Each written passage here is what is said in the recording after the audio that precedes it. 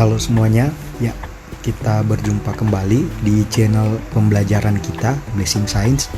Dan saat ini kita akan melanjutkan pembelajaran kita, dan yang akan kita pelajari saat ini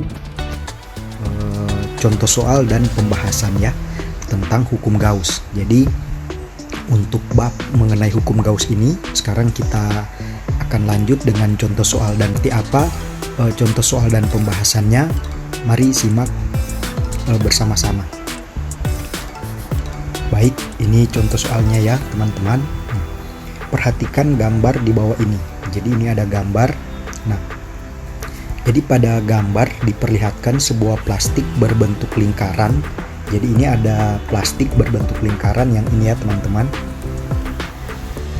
dengan muatan Q sama dengan negatif 16E. Ya, jadi plastik ini yang berbentuk lingkaran ini bermuatan Q sama dengan negatif 16E. E itu adalah muatan elektron ya. Dan jari-jari R sama dengan 10 cm. Ya, jadi maksudnya jari-jarinya ini, panjangnya ini adalah 10 cm. Itu ya teman-teman. Kemudian sebuah partikel bermuatan Q sama dengan positif 5E. Nah, jadi berada di pusat lingkaran. Nah, di pusat lingkaran ini terdapat sebuah muatan, yaitu muatan Q yang nilainya adalah positif 5E. Jadi 5 dikali dengan muatan elektron. Nah, pertanyaannya adalah berapakah besar medan listrik pada titik P1 yang berjarak R1 6 cm dan pada titik P2 yang berjarak R2 12 cm ya. Jadi kita akan menentukan medan listrik di titik P1. Jadi jaraknya ini ya teman-teman, ini jaraknya adalah 6 cm, maksudnya 6 cm dari terhadap pusat lingkaran ya. Dan pada titik P2 yaitu yang ini, nah, ini jaraknya yaitu 12 cm dihitung dari pusat lingkaran. Ya, kita akan menentukan medan listrik di titik P1 dan di titik P2. Ya, kita akan menjawab ini teman-teman. Nah, jadi yang pertama kita akan menentukan besarnya medan listrik di titik P1 ya. Ya. Jadi menentukan medan listrik di titik P1. Nah, jadi untuk menentukan medan listrik di titik P1 ini kita akan menggunakan hukum Gauss ya. Nah, jadi langkah awal yaitu kita menggambarkan permukaan Gauss yang melewati titik P1 ini. Ya, sekali lagi kita akan menggambarkan permukaan Gauss yang melewati titik P1 ini. Nah, permukaan Gaussnya seperti ini ya teman-teman. Nah, ini adalah permukaan Gauss yang melewati titik P1 ya. Jadi titik P1 itu ada di sini. Nah, kemudian ini permukaan Gaussnya berbentuk bola ya. Jadi ini penampakannya adalah penampakan 2 dimensi, tapi permukaan Gauss sendiri yang kita gambarkan di sini bentuknya yaitu bentuknya seperti bola. Nah, dengan jari-jari R1. Nah, jadi kita gambarkan ini permukaan Gaussnya. Ingat, dalam menggambarkan permukaan Gauss itu kita buat permukaan Gauss itu sedemikian hingga dalam medan listrik yang melewati setiap permukaan itu nilainya seragam ya. Jadi medan listrik yang melewati setiap permukaan itu nilainya seragam. Jadi permukaan Gauss yang kita buat itu sedemikian rupa sehingga mudah kita menganalisis medan listriknya. Nah, untuk muatan Q ini, permukaan Gauss yang cocok dibuat itu adalah sebuah bola. Dan medan listrik yang melewati setiap permukaan ini itu nilainya seragam ya. Nah, baik.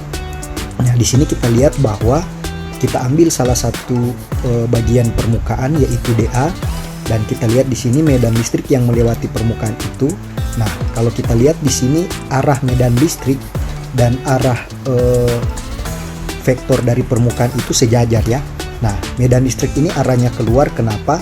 Karena muatan yang dilingkupi oleh permukaan Gauss ini itu muatan Q nilainya positif, sehingga arah medan listriknya itu keluar ya. Nah, sehingga kalau kita menggunakan hukum Gauss, kita tahu persamaannya adalah epsilon 0 kemudian flux total itu sama dengan Q ya. Q ini adalah muatan yang terdapat dalam permukaan Gauss. Epsilon 0 kemudian flux itu kita tahu rumusnya adalah integral E dot dA ya, sama dengan Q. Nah, kemudian di sini kita lanjut saja. Epsilon 0 kemudian E kita bisa keluarkan karena nilainya seragam. Kemudian integral dA sama dengan Q ya. Maka di sini epsilon 0 kemudian E kali epsilon 0 E kali A, jadi integral dA itu adalah A sama dengan Q ya.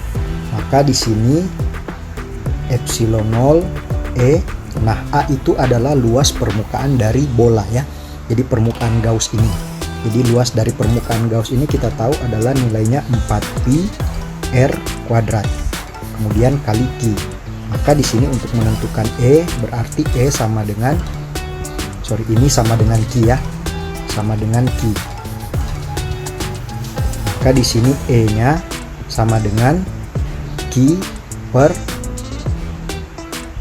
4pi epsilon 0 r kuadrat ya. Jadi medan listrik yang ada di titik P1 ya. Jadi medan listrik yang ada di titik P1 itu adalah E sama dengan Q per 4pi epsilon 0 r kuadrat. Nah, kemudian di sini hati-hati ya teman-teman, kita lihat permukaan Gauss yang kita buat ini hanya mencakup muatan Q yang ada di dalamnya. Jadi ini permukaan Gaussnya ya, kurang lebih yang ini teman-teman. Nah, sementara plastik ini itu terdapat di luar permukaan Gauss, jadi tidak termasuk dalam analisis ya. Sekali lagi, karena muatan Q yang plastik ini itu berada di luar permukaan Gauss, jadi itu tidak termasuk ya dalam menghitung medan listrik yang ada di titik P1.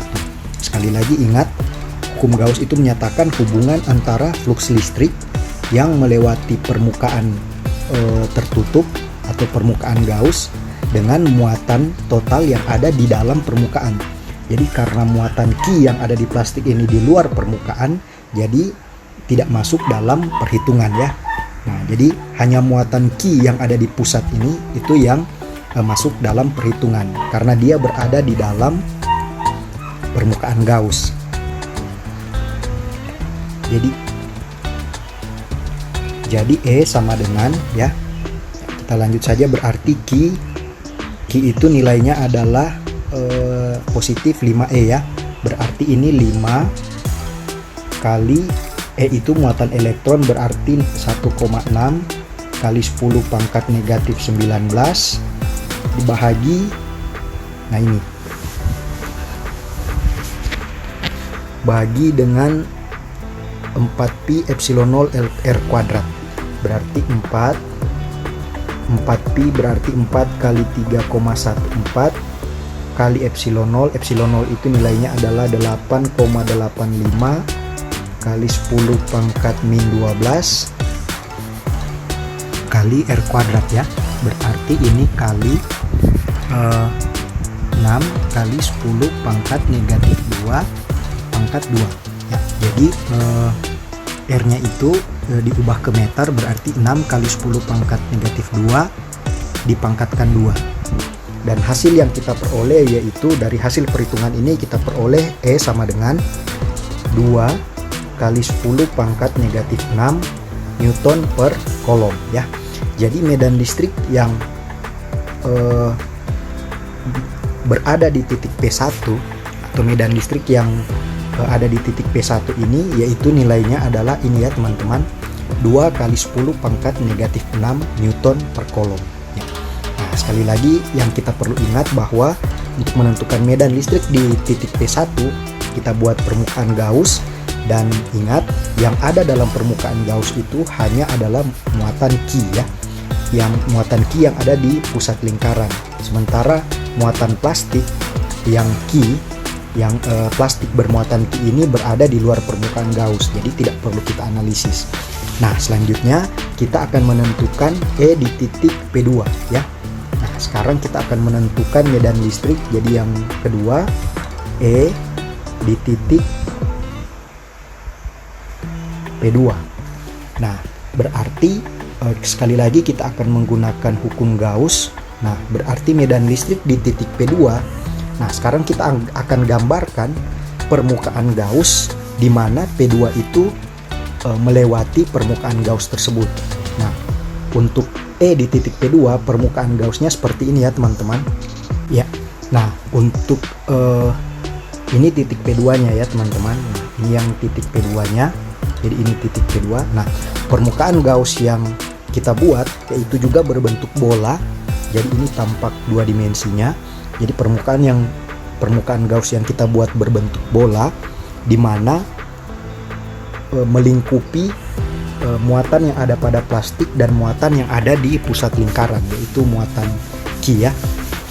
Nah, sekali lagi sekarang untuk menentukan medan listrik di titik P2 kita buat permukaan Gauss yang sedemikian hingga medan listrik yang melewati permukaan ini juga nilainya seragam ya, agar supaya kita mudah dalam menganalisisnya. Nah, sekarang kita lihat. Jadi berarti kalau kita ingin menggunakan hukum Gauss, maka persamaan yang kita gunakan adalah persamaan Gauss, hukum Gauss ya, berarti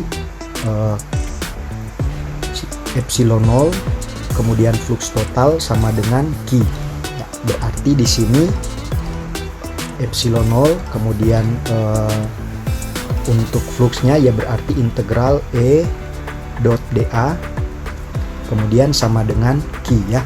Nah, maka di sini epsilon 0 kemudian di sini E dan bisa dikeluarkan di sini jadi dA sama dengan Q, atau epsilon 0 E integral dari dA yaitu A sama dengan Q.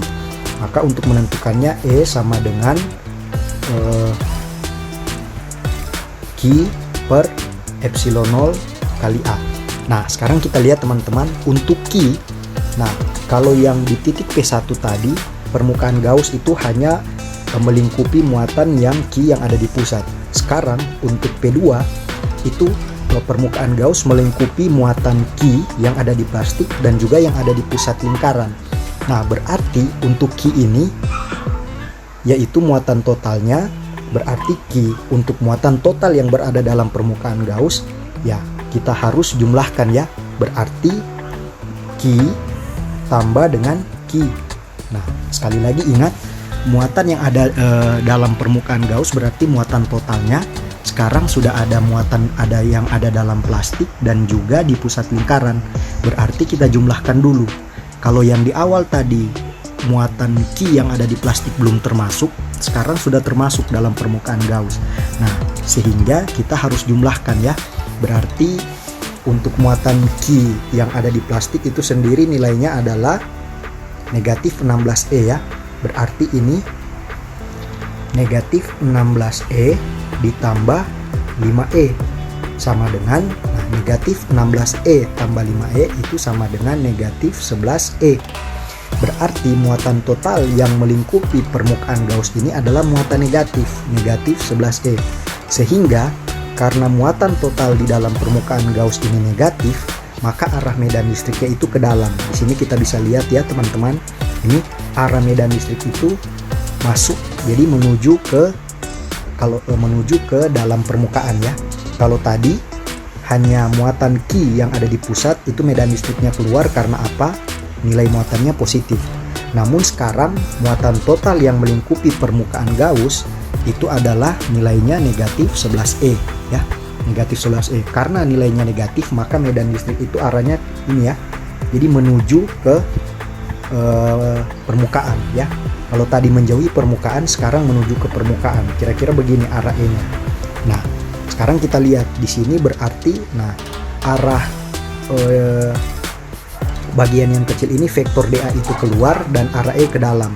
Jadi karena berlawanan arah, maka kita bisa simpulkan fluxnya itu bernilai negatif ya.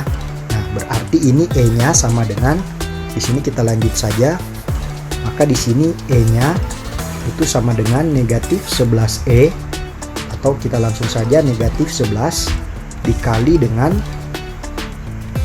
muatan elektron, yaitu 1,6 kali 10 pangkat negatif 19 per 4pi, berarti 4 kali ya epsilon 0 ya. Ya di sini bisa juga saya tuliskan Q per epsilon 0. Nah, A ini adalah luas dari permukaan Gauss bola, berarti 4pi R kuadrat ya. Nah, berarti di sini 4 kali 3,14 kali epsilon 0 berarti 8,85 kali 10 pangkat negatif 12 kali dengan R. Nah, R-nya itu adalah ini ya teman-teman. R-nya itu dari pusat tadi yaitu 12 ya, 12 cm. 12 cm. Berarti di sini 12 cm kita salin ke meter, berarti 12 kali 10 pangkat negatif 2. Pangkat 2 ya. Maka di sini kita peroleh E-nya sama dengan negatif 1,1 kali 10 pangkat minus 6 Newton per kolom. Tanda negatif ini menunjukkan arah medan ya.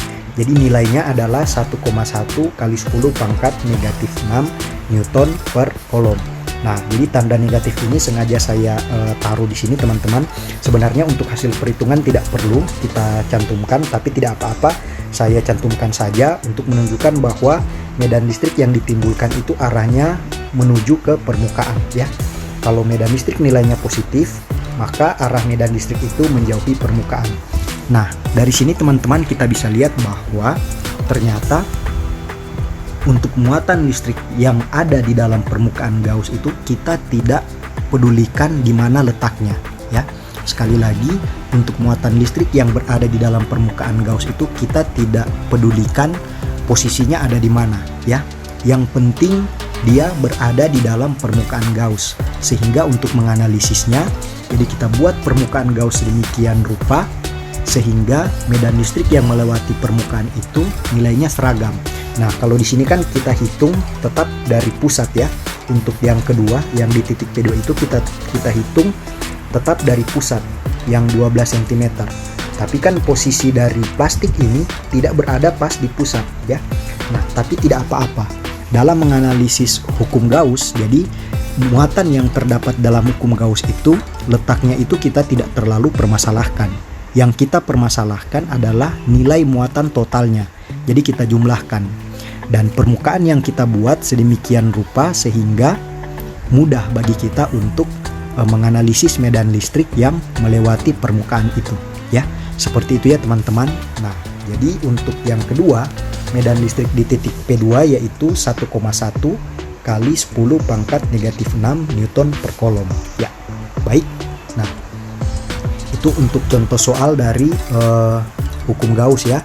Nah, dari sini kita pelajari yaitu yang pertama yang dapat kita pelajari untuk yang contoh soal yang ini. Untuk bagian A, yang pertama kita pelajari bahwa dalam menentukan medan listrik ya, terkait dengan hukum Gauss, kita hanya melihat muatan yang terdapat dalam permukaan Gauss yang kita buat ya. Jika ada muatan lain yang berada di luar, nah itu kita tidak masukkan dalam perhitungan ya. Yang kita masukkan perhitungan hanya muatan yang terdapat dalam permukaan hukum Gauss. Kemudian yang kedua yang kita pelajari di sini adalah bahwa muatan yang terdapat dalam hukum Gauss ya, itu kita tidak pedulikan di mana letaknya. Jadi persisnya di mana letaknya itu kita tidak usah pedulikan. Yang kita pedulikan hanyalah nilai muatan totalnya. Jadi kita jumlahkan muatan total yang ada di dalamnya. Kemudian permukaan yang kita buat, permukaan Gauss yang kita buat sedemikian sehingga mudah bagi kita untuk menganalisis medan listrik yang melewati permukaan itu. Dalam hal ini, untuk bagian A dan B, permukaan Gauss yang mudah untuk kita analisis medan listriknya yaitu berbentuk bola. Ya, jadi seperti itu teman-teman untuk contoh soal dan pembahasan mengenai hukum Gauss saat ini. Ya, mudah-mudahan bisa dipahami ya. Semoga bermanfaat. Mungkin sampai di sini dulu video saya kali ini. Sampai kita berjumpa pada video pembelajaran saya yang selanjutnya.